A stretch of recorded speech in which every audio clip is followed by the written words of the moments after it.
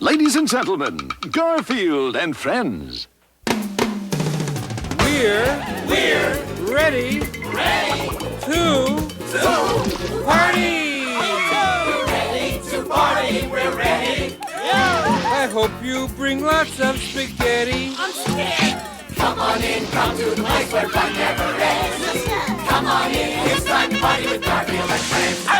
Dancing, Fiesta! romancing, Siesta! samba, La Bamba! Ay caramba! Disguises! disguises, Surprises! surprises, And pies of and pies of all sizes! Come on in, come to the place where fun never ends. Come on in, it's time to party with Garfield and friends. Come on in, it's time to party with Garfield and friends. Garfield and friends. Today's show is inspected for your safety by number 29.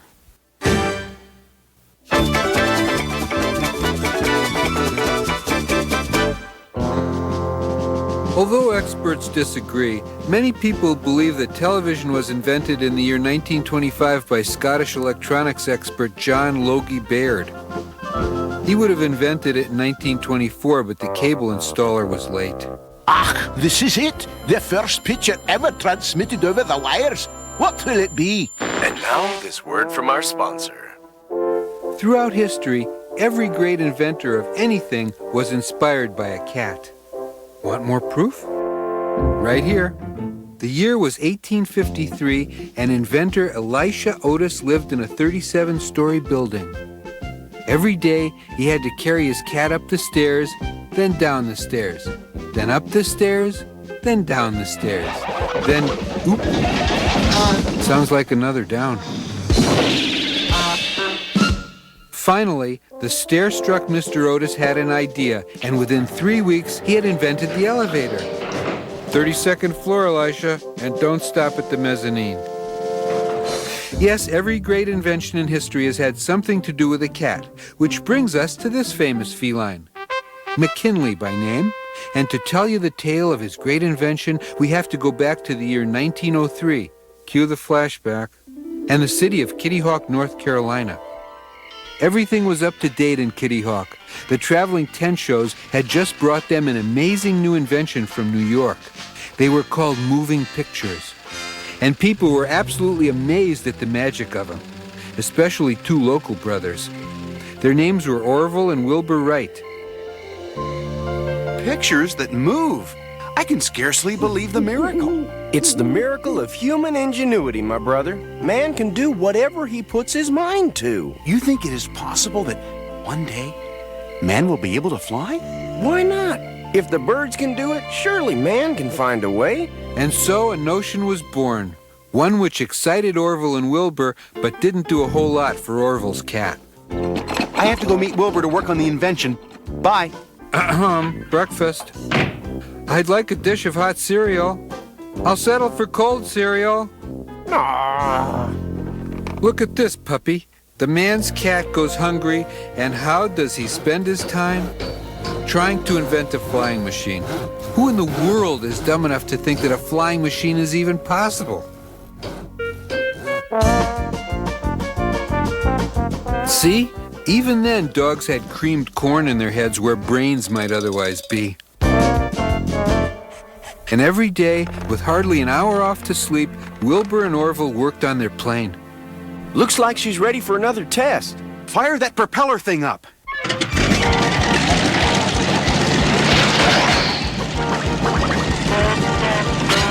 Looks like the throttle needs oiling and the tail rudder needs to be lashed down. Absolutely correct.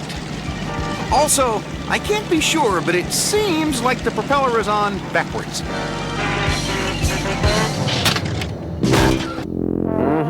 Yeah, I'll take a look at that too. For weeks, months even, Orville and Wilbur worked on their flying machine. And during that time, did Orville's cat get a decent meal? No. At last, supper. We're testing it again today. How about roast beef or Italian food? Wilbur thinks he has the rudder problem solved. Tuna. Tuna would be nice. Keep your eyes on us. We're going to make history. Meatloaf. I'll settle for a meatloaf. I wish they'd hurry and invent the microwave. Orville and Wilbur continued to work on their flying machine, and things were going quite well, unless, of course, you count the fact that it didn't fly. One afternoon, as they gave up for the day, and possibly forever, the cat got an idea. He packed a lunch, and then he and the puppy snuck out to the flying machine. Let's find out for ourselves if this contraption is a waste of their time and our lunches. Come on, let's get this over with. What do we have to do before we start?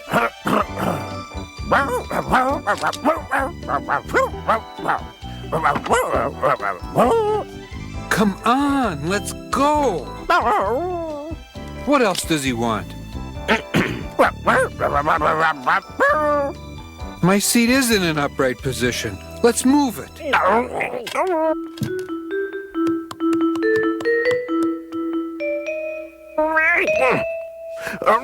I hate these delays.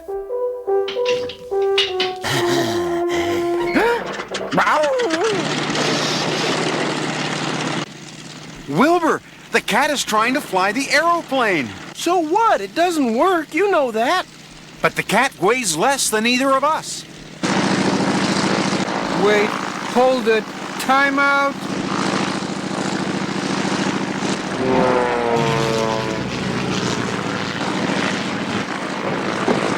Cat, get out of our airplane! Right this minute! Stop! No, stop! You stop! Stop! I'm more than willing to entertain suggestions on how to do that. Stop it! Stop it! Stop that airplane! We're trapped.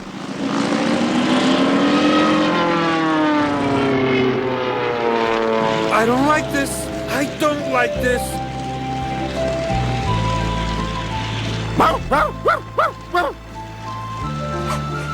And look, Wilbur, our plane is flying. Well, sort of. And so, the cat became the first non-flying creature to fly. But that wasn't all. In short order, he invented the in-flight meal. This is the worst food I've ever eaten. In such small portions. Uh-oh. I think I'm about to invent the crash landing.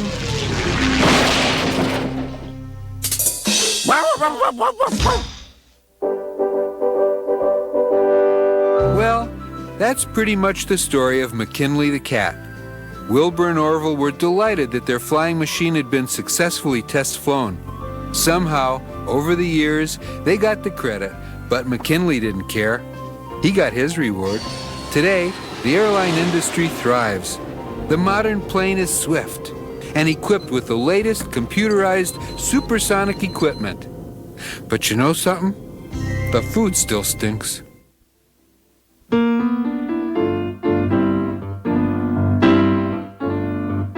I hate Mondays. Boy, do I hate Mondays. I need something to cheer me up. Great! I'll kick Odie off the table. That'll cheer me up.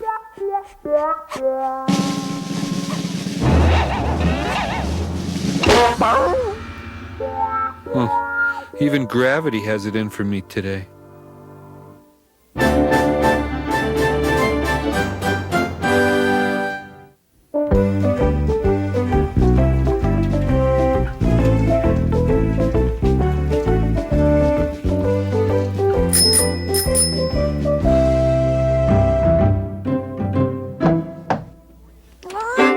Package for you, Mrs. Chicken. Sign here, please. You're welcome. Okay, that was my last stop.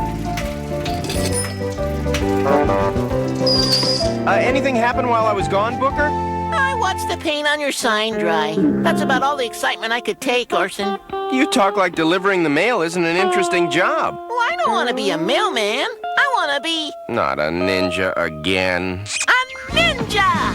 Hey-ya! Hey-hey! Booker, there's not a lot of call for ninjas these days. Well, there's not a lot of call for mailmen either. Oh, no? Well, here comes a customer right now. You deliver packages? Orson Express, at your service, sir. Our motto, Booker? Oh, do I have to? Yes. We'll have it there in half a day, or not 1 penny do you pay.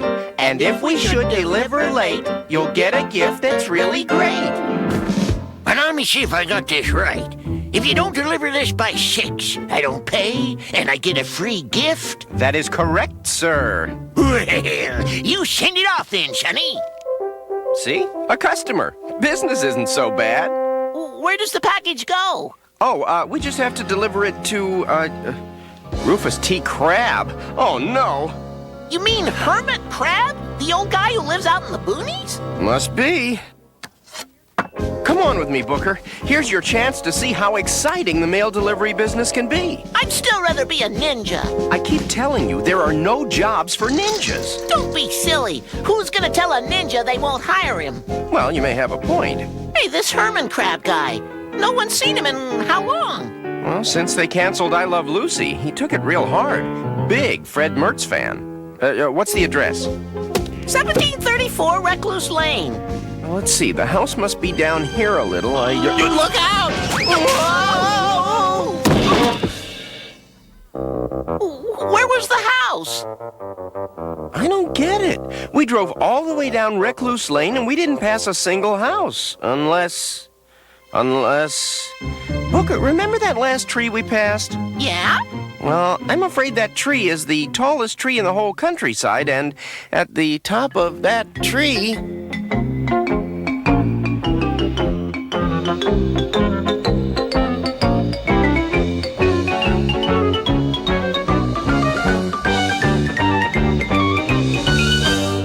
The home of Hermit Crab. Boy, I'll bet he doesn't get a lot of door-to-door salesmen. Well, let's go home. What do you mean, let's go home? We have a package to deliver. Up there? Up there. Come on, think of it as a challenge. Think of it as an adventure. Think of it as a way to get chomped up by a big dog. You sure you wouldn't rather be a ninja? No.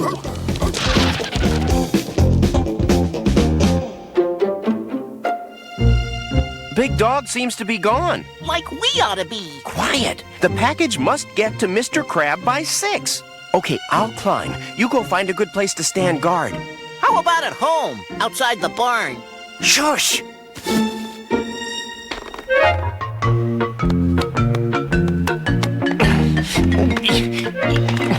Okay, there we go.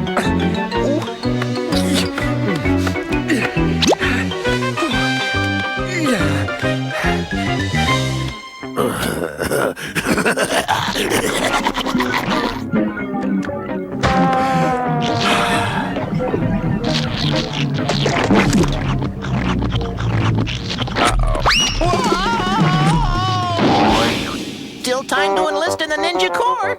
No! My mistake was not using these metal cleats. They're what linemen use for climbing telephone poles. Just have a little confidence in me, that's all I ask. I have confidence in you. I have absolute, total confidence in you, Orson.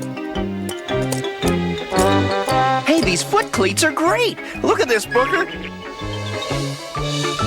I can even stand up with them!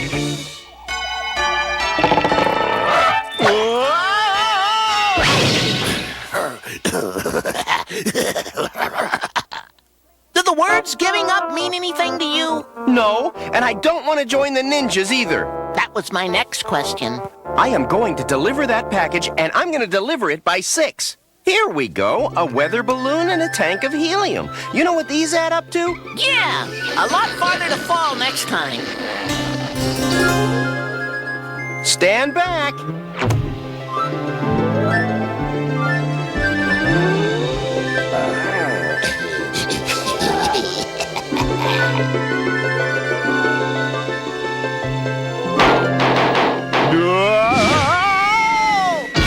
Well, it's almost 6. I guess I failed. I told you that an hour ago. What really puzzles me is how that dog got up there. Oh, he probably took the elevator. Elevator? Sure, on the other side of the tree.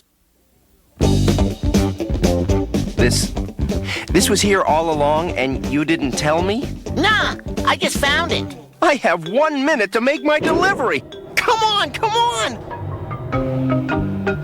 Here it is. I can still make it.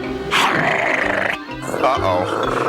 Good dog. Yeah, oh, good dog.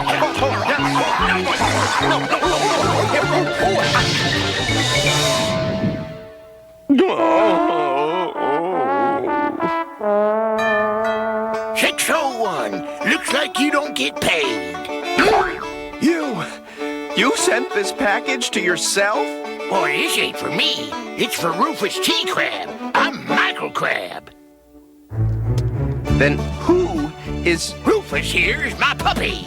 There, boy, here's your birthday present. It's a brand new chew toy.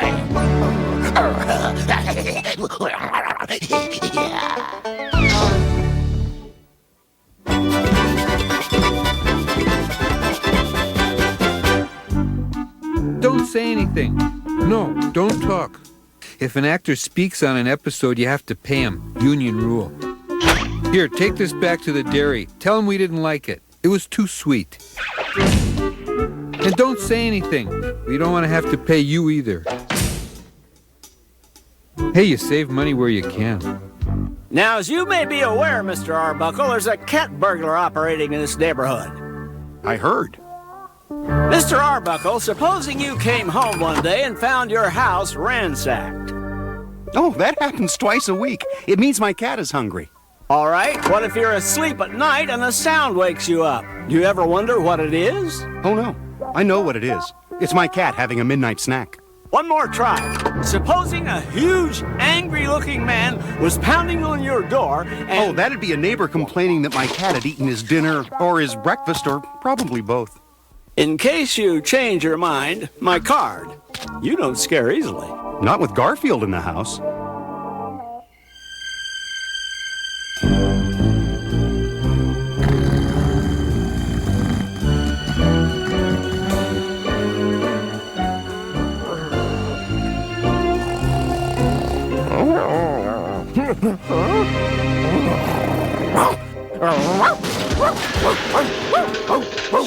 I gotta shut this dog up.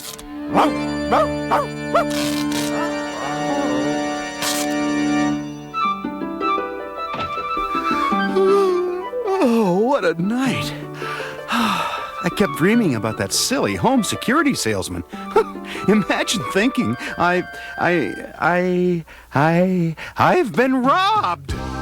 Garfield, we've been robbed. They took everything. What? Everything? Oh no, they left the important stuff. Hello? Get me the police. No, get me Fluster Security. No, get me the police and Fluster Security. Odie, you call yourself a watchdog and you let this happen? No likely story. Can you keep an extra eye on the house? All I have left is my TV set. Probably didn't have time to get it. But really, no cat burglar would hit the same house twice. We'll catch him. Don't worry. I am worried, and I'm going to do something about it. Mr. Fluster, install your security system. Give me the best system you have. Fine. You go to a movie, and when you get back, your security system will be all installed. Okay. So long as no one steals the TV. When we get back, we'll have the safest house in the world. I should have done this years ago. You should have done this yesterday. That was a great movie, and our home security system should be all installed by now. Didn't you get any popcorn? Here, you can have those little pieces that get caught in your teeth. This house protected by Fluster Security Systems. Terrific! And they posted a guard and everything. Halt! No one gets by without the password. Mr. Fluster, you're our guard? Well, we have a little shortage, so I'm filling in. Anyway, what's the password? The password? I didn't get any password. How do I get a password?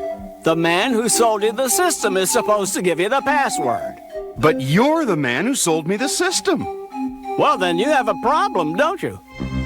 I come back to get the TV, and what do I find? A Fluster security system. The easiest things in the world to bypass.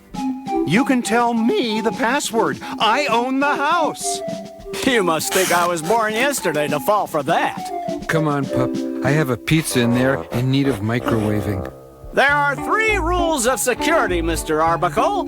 Rule number 1, nobody gets in without the password. But you never told me the password. Rule number 2, keep all passwords secret. How much more secret could it be? And rule number 3, obey all rules. We'll go in the back way.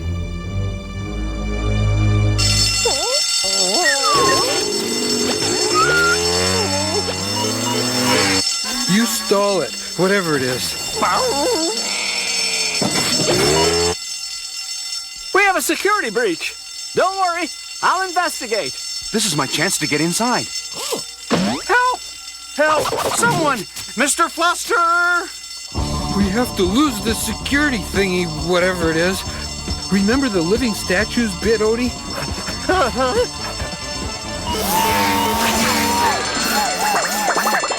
I'm coming! I'm coming! Help! Help! The 7J robotic sentry may be deactivated by entering the password. Mr. Arbuckle, what's the password? He's asking me?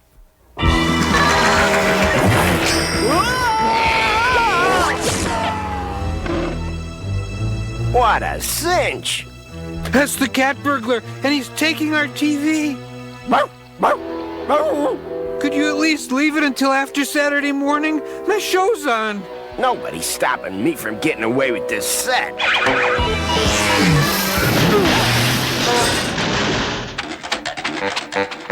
You're just lucky you didn't hurt this TV, fella, or you could have been in big trouble.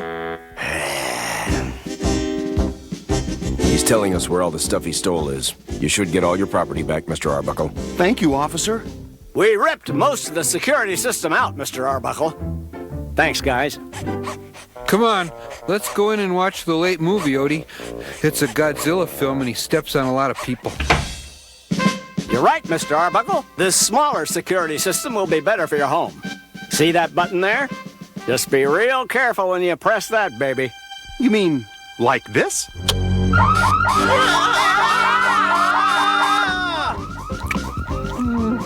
Just some neighbors yelling. Turn up the sound. In order to release this, we have to punch in the password. Well, what's the password? There are 3 rules. Rule number 1, no one gets in without the password. Tell me the password!